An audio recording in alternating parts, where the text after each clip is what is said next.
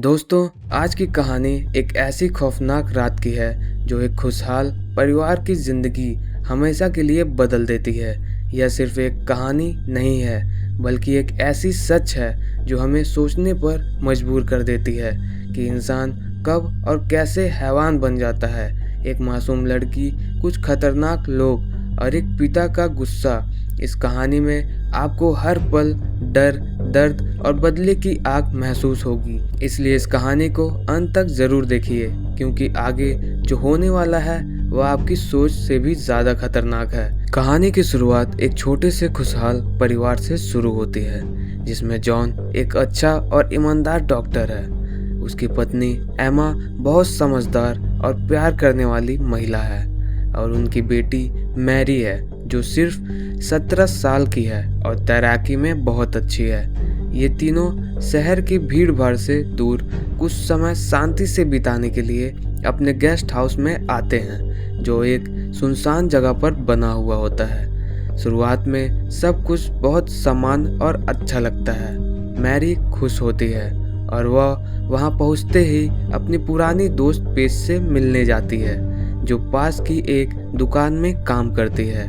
दोनों काफी समय बाद मिलती हैं, इसलिए बहुत बातें करती हैं और हंसती हैं। तभी दुकान में एक लड़का आता है जिसका नाम जस्टिन होता है। वह सिगरेट खरीदना चाहता है, लेकिन उसकी उम्र कम होने की वजह से पेज उसे मना कर देती है।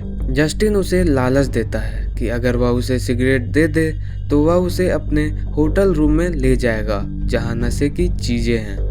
पेज, जो पहले से ही नशे की आदी होती है, तुरंत मान जाती है और मैरी को भी अपने साथ ले जाती है। तीनों होटल के कमरे में जाते हैं, जहां पहले जस्टिन और पेज नशा करते हैं, और थोड़ी देर बाद मैरी भी उनके साथ शामिल हो जाती है। रात गहरी होने लगती है और मैरी अपनी माँ एमा को फ़ोन करके कहती है कि वह आज रात पेज के साथ रहना चाहती है, लेकिन एमा मना कर देती है क्योंकि मैरी अभी छोटी है। तभी अचानक नेटवर्क की वजह से कॉल कट जाता है और बाहर मौसम खराब होने लगता है। तभी अचानक पता चलता है कि जस्टिन कमरे में अकेला नहीं है, बल्कि उसके पिता क्रूग, उसका चाचा फ्रांसिस और उसके पिता की गर्लफ्रेंड सैंडी भी वहां मौजूद हैं। ये लोग देखने में सामान्य लगते हैं, लेकिन असल में बहुत खतरनाक अपराधी होते हैं जो पुलिस से छिप रहे होते हैं। जब वे देखते हैं कि जस्टिन दो अनजान लड़कियों को कमरे में ले आया है, तो उन्हें डर लगता है कि यह कहीं ये लड़कियां उसे पहचान ना लें, इसलिए वे दोनों को पकड़ लेते हैं। मैरी और पेज बहुत डर जाती हैं और उनसे छोड़ने की विनती करती हैं, लेकिन कोई उनकी बात नहीं सुनता। वे कई बार भागने की कोशिश करती हैं, लेकिन हर बार पकड़ी जाती हैं। इसके बाद वे लोग मैरी की कार में दोनों को बैठाकर वहां से निकल जाते हैं और रास्ते में उनके साथ बहुत बुरा व्यवहार करते हैं, लेकिन दोनों लड़कियां कुछ नहीं कर पाती। रास्ते में एक जगह रास्ता दो हिस्सों में बंटता है और मैरी चालाकी से उन्हें गलत रास्ता बता देती है, जो उनके गेस्ट हाउस की तरफ जाता है। मौका मिलते ही वह गाड़ी से कूदने की कोशिश करती है, जिससे गाड़ी का संतुलन बिगड़ जाता है और वह पेड़ से टकरा जाती है। दुर्घटना के बाद भी मैरी और पेज भागने की कोशिश करती हैं, लेकिन उन्हें फिर पकड़ लिया जाता। इसके बाद बहुत दर्दनाक घटनाएं होती हैं। पेज को बहुत मारा जाता है और आखिर में उसे मार दिया जाता है। मैरी अपने दोस्त को बचा नहीं पाती है और सब कुछ अपनी आंखों के सामने देखती है। उसके साथ भी बहुत बुरा व्यवहार किया जाता है, लेकिन वह हिम्मत नहीं हारती और किसी तरह वहां से भाग निकलती है और अपनी जान बचाने के लिए नदी में कूद जाती है, क्योंकि वह अच्छी तैराक होती है।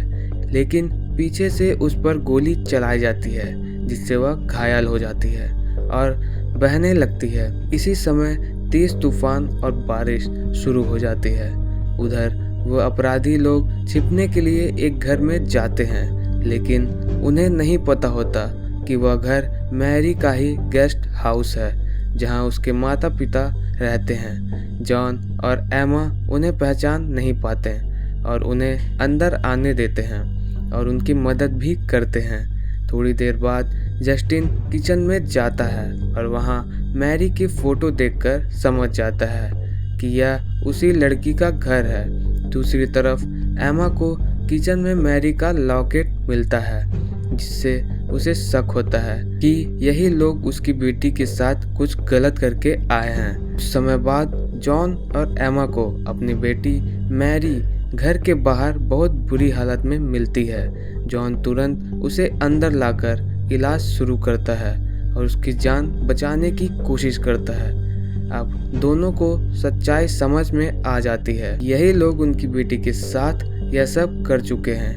पहले वो वहाँ से भागने का सोचते हैं, लेकिन तभी उनका सामना फ्रांसिस से हो जाता है। इसके बाद जॉन और एमा के अंदर गुस्सा और बदले की आग भड़क उठती है और वे तय करते हैं कि अब वे इन लोगों को नहीं छोड़ेंगे।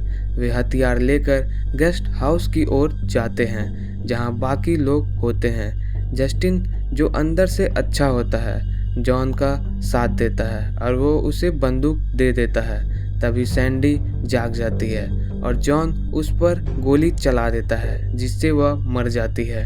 इसके बाद क्रूक के साथ जोरदार लड़ाई होती है और वह भागकर जॉन के घर में छिप जाता है। जॉन उसका पीछा करता है। दोनों के बीच खतरनाक लड़ाई होती है, जिसमें जॉन घायल हो जाता है, लेकिन हार नहीं मानता क्योंकि वह अपनी बेटी के लिए लड़ रहा होता है। इसी बीच जस्टिन अपने पिता के खिलाफ खड़ा होता है, लेकिन क्रूक उसे भी घायल कर देता है। तभी एमा वहां पहुंचती है और जस्टिन को बचाती है। आखिरकार जॉन और एमा मिलकर क्रूक को काबू में कर लेते हैं। सुबह होने पर वे मैरी और जस्टिन को सुरक्षित जगह भेज देते हैं, लेकिन जॉन वापस लौटता है क्योंकि उसके अंदर बदले की आग अभी बाकी होती है।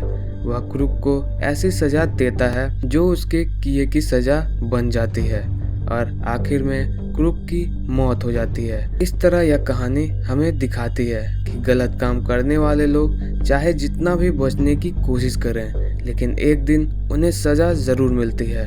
और यह भी सिखाती है कि एक माँ बाप अपने बच्चे के लिए किसी भी हद तक जा सकते हैं, और जब बात अपने बच्चे की सुरक्षा और न्याय की आती है तो वे किसी से भी नहीं डरते हैं। तो दोस्तों, इस तरह एक मासूम लड़की के साथ हुए अत्याचार का अंत होता है, लेकिन यह सवाल छोड़ जाता है कि क्या हर बार ऐसा ही न्याय मिल पाता है। यह कहानी हमें दिखाती है कि जब कानून कमज़ोर पड़ जाता है तब एक माँ बाप अपने बच्चे के लिए खुद ही न्याय बन जाते हैं। लेकिन असल ज़िंदगी में हमें हमेशा सही रास्ता चुनना चाहिए और ऐसी घटनाओं के खिलाफ आवाज़ उठानी चाहिए। अगर आपको यह कहानी पसंद आई हो तो वीडियो को लाइक ज़रूर करें, अपने दोस्तों के साथ शेयर करें, चैनल को सब्सक्राइब करना ना भूलें। मिलते हैं अगली कहानी के साथ, तब तक के लिए बाय।